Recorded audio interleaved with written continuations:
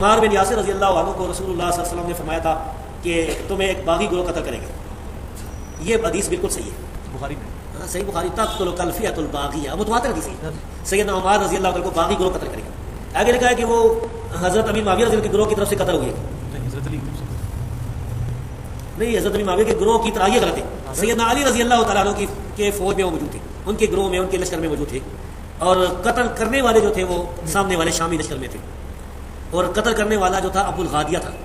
ابو الغادیہ شامی امیر معاویہ رضی اللہ کے لشکر میں تھا ابو الغادیہ. تو ابو الغادیہ جو ہے، اچھا، تو اب یہ باغی والا جو ہے ہم فتویٰ نہیں لگاتے بھائی. اس مسئلے میں یہ ہے کہ صحابہ کرام دونوں طرف صحابہ کرام تھے، مسئلہ اجتہادی تھا. اجتہادی خطا کی وجہ سے جو ہے وہ یہ کہہ سکتے ہیں کہ بھائی سیدنا علی رضی اللہ تعالیٰ کا گروہ جو ہے وہ اقرب الی الحق ہے، وہ حق پر ہے. دوسرا جو گروہ ہے، اگر کوئی اس کو باغی کسی نے کہا بھی نا تو وہ خطا اجتہادی کے معنی میں، یعنی باغی جو ہے وہ کافر نہیں ہوتا ہے. باغی مسلمان بھی ہو سکتا ہے. قرآن کی آیت ہے وَإِن طَائِفَتَانِ مِنَ الْمُؤْمِنِينَ اقْتَتَلُوا فَأَصْلِحُوا بَيْنَهُمَا. مومنوں کی دو جماعتیں، تو ہم پھر بھی سیدنا معاویہ رضی اللہ عنہ یا ان کی جماعت کو باغی نہیں کہتے تھے. لیکن یہ بات بالکل صحیح ہے کہ سیدنا عمار رضی اللہ تعالیٰ عنہ کو باغی جماعت قتل کرنے والی حدیث بالکل صحیح ہے. فرمایا وَيْحَ عَمَّارَ تَقْتُلُ الْفِئَةُ الْبَاغِيَةُ يَدْعُوهُمْ إِلَى الْجَنَّةِ وَيَدْعُونَهُ إِلَى النَّارِ. عمار کی کیا بات ہے، ایک باغی گروہ ان کو شہید کر دے گا اور وہ اس باغی گروہ کو جنت کی طرف بلاتے ہوں گے، اور وہ باغی گروہ ان کو جہنم کی طرف بلائے گا. یہ نبی کریم صلی اللہ علیہ وسلم کا فرمان ہے، اور اس پر ہمارا ایمان ہے کہ یہ صحیح روایت ہے. صحیح بخاری میں 447 اور صحیح مسلم میں 2915 نمبر پہ. السلام علیکم ورحمۃ اللہ. بات یہ جی کہ ایک ریکارڈنگ میری پہلے تھی امن پوری اسلامک سینٹر سے. بعد میں نے ایک خطبہ جمعہ کے اندر اور مجمع میں یہ بات کہی تھی کہ سیدنا عمار کے جو قاتل ہیں ابو الغادیہ ہیں، ٹھیک ہے، رضی اللہ تعالیٰ عنہ. تو اس میں کیا مسئلہ ہے جی؟ ایک انسان اس کی تحقیق نہیں ہے، اس کو کوئی مسئلہ ہے، بعد میں اس کو ایک بات سمجھا گئی پہ مانگے تو اللہ اعلان بات کر دی. کیا ہم غلطی نہیں کر سکتے؟ کیا ہم ایک بات سے رجوع نہیں کر سکتے حق کی طرف؟ یہی کہا نا کہ صحابی رسول نے ان کو شہید کیا تھا. تو اس میں کیا مسئلہ ہے جی؟ اور ہم حق بات معلوم ہونے کے بعد بے مانگے دوحل ایک بات. علی بھائی، میں آپ کے ویڈیو دیکھتا ہوں، میں گجرات انڈیا سے ہوں، اور میرا سوال یہ ہے کہ صلح حدیبیہ کے موقع پر جب یہ غلط بات پھیلی کہ عثمان غنی رضی اللہ عنہ کا قتل ہو چکا ہے، تب رسول اللہ صلی اللہ علیہ وسلم نے بیعت لی اور ان سب کو جنت کی بشارت دی، ٹھیک ہے. اور پھر وہ عمر ابن یاسر رضی اللہ عنہ کے قتل کے بارے میں جو ہے کہ ان کو قتل کرنے والا اور مال لوٹنے والا دونوں دوزخ میں ہے. تو ابو الغادیہ نام کے جو صحابہ تھے وہ دونوں جگہ پہ تھے، تو اس اب کیا ہوگا؟ دونوں جنت میں اور اس میں بھی؟ دیکھیں، یہ جو آپ بیان کر رہے ہیں میں نے اس کے اوپر کافی دفعہ گفتگو کی ہے. ابو الغادیہ صحابہ شجرہ میں سے تھے. صحیح مسلم میں حدیث ہے کہ میں اللہ سے امید کرتا ہوں کہ جنہوں نے درخت کے نیچے میری بیعت کی تھی اللہ تعالیٰ انہیں جہنم کی آگ سے محفوظ کرے گا. تو یہ تو جنرل بشارت تھی. لیکن حضرت عمار ابن یاسر کے قاتل کے بارے میں مسند احمد میں موجود ہے کہ عمار کا قاتل اور اس کا مال لوٹنے والا جہنم کی آگ میں ہے. اور اس روایت کو خود قتل کرنے کے اعتبار سے ابو الغادیہ نے خود بیان کیا ہے مسند احمد میں.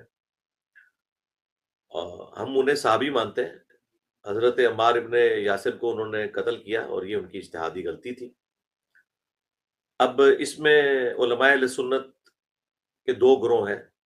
ایک طرف ابن حجر اسقلانی ہے، ان کا موقف یہ ہے کہ صلح حدیبیہ کی فضیلت انہیں کفایت کر جائے گی اور اس کی وجہ سے اللہ تعالیٰ عمار ابن یاسر کا قتل ان کو معاف کر دیں گے.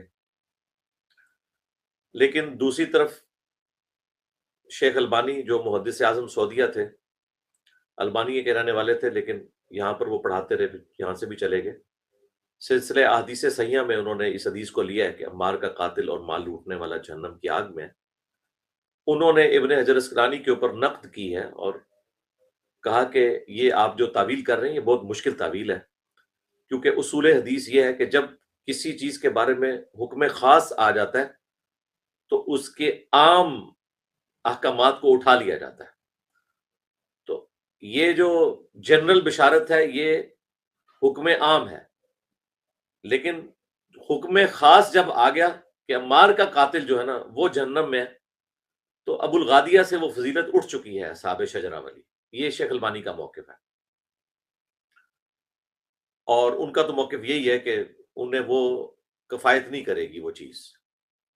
اب رہا آخرت کا معاملہ، تو انشاءاللہ تعالی آخرت میں جا کے دیکھیں گے. ہم بیٹھ کے یہاں تو دنیا میں اس طریقے سے کوئی وثوق کے ساتھ ڈسکشن نہیں کر سکتے، ہم صرف روایتیں بیان کرتے ہیں. آخرت کا معاملہ اللہ پر چھوڑتے ہیں، کسی کی آخرت کا فیصلہ ہم دنیا میں بیٹھ کے نہیں کر سکتے. اس طرح کی جو ایمبیگوس چیزیں آ جاتی ہیں ان معاملات میں ٹھیک ہے آخرت کا انتظار کریں. فی الوقت صرف ہمارے لیے اتنا کافی ہے کہ عمار ابن یاسر جو ہیں وہ اللہ کے محبوب ترین بندے تھے، اور یہ ان کی فضیلت ہے کہ نبی الاسلام نے ان کے قاتل کے بارے میں اتنی سخت بات ارشاد فرمائی ہے. تو بس یہاں تک ہم رہتے ہیں. باقی ابو الغادیہ رضی اللہ تعالیٰ عنہ کی آخرت کا معاملہ اللہ کے سپرد کرتے ہیں. دیکھیں ہم نے اپنے ریسرچ پیپر میں ابو الغادیہ کے ساتھ رضی اللہ تعالیٰ عنہ لکھا ہوا ہے، کیونکہ ہم انہیں صحابی مانتے ہیں. تو عمار ابن یاسر کو قتل کرنا ان کی اجتہادی غلطی تھی. کسی مسلمان کے دوسرے مسلمان کو قتل کرنے سے وہ کافر نہیں ہو جاتا، وہ بھی جب میدان جنگ میں کر رہا ہو، کیونکہ ظاہر ہے کہ وہ میدان جنگ کے اندر کوئی ذاتی لڑائی نہیں لڑ رہے ہوتے. یہ جو حدیث ہے بخاری مسلم کی کہ جب ایک مسلمان دوسرے کو قتل کر دے تو قاتل اور مقتول دونوں جہنم میں ہیں. تو پوچھا گیا کہ مقتول کیوں جہنم میں ہے؟ فرمایا اس نے بھی تو اپنے بھائی کے قتل کا ارادہ کیا تھا. یہ جو حدیث ہے نا بخاری میں 7083 اور مسلم میں بھی موجود ہے، یہ اس لڑائی کے بارے میں جو کبھی ذاتی رنجش کی بنیاد پہ ہو رہی ہو، کسی کے زمین کے تنازع کے اوپر، کوئی لسانی اختلاف کے اوپر، قبیلے کے اختلاف کے اوپر.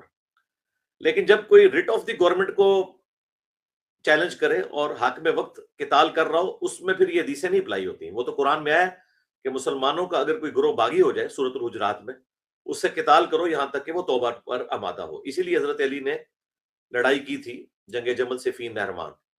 لیکن دیکھیں مولا علی سے جب پوچھا گیا کہ آپ کے جو مخالفین ہیں کیا یہ جہنم میں، مصنف ابن ابی شیبہ میں موجود ہے، تو انہوں نے کہا کہ میں اللہ سے امید کرتا ہوں کہ جو صفین میں میرے مقابلے پہ آئے ان کو بھی اللہ تعالیٰ معاف کر دے گا، اور پھر قیامت والے دن اللہ کی عدالت میں یہ مقدمہ میرے اور معاویہ کے درمیان طے ہوگا.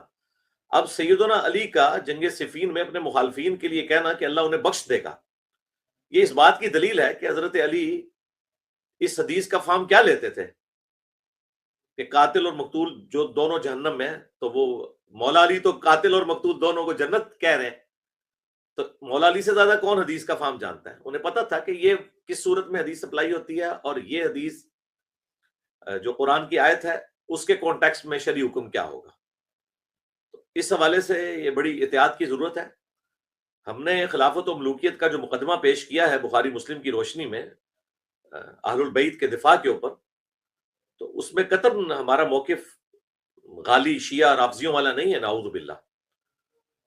ہم اہل بیت کا دفاع کرتے ہیں اور اہل بیت کے دشمنوں سے اعلان برات کرتے ہیں، لیکن ان میں جو اصحاب رسول ہیں ان کی آخرت کے بارے میں کوئی ایسی نازیبا بات نہیں کریں گے. ان کا معاملہ اللہ کے سپرد کریں گے، انہیں دعا بھی دیں گے رضی اللہ تعالیٰ عنہ. ہاں ان کو حضرت علی یا اہل البیت کے مقابلے پر بڑھا چڑھا کر پیش نہیں کریں گے. ہم اہل بیت کے ساتھ ہیں، اور اللہ تعالیٰ ہمیں دنیا اور آخرت میں اہل بیت کے دفاع کرنے والوں میں رکھے، اور قیامت کے دن اہل البیت کے ساتھ محشور فرمائے رسول اللہ کے قدموں میں. آمین صلی اللہ علیہ وآلہ وسلم.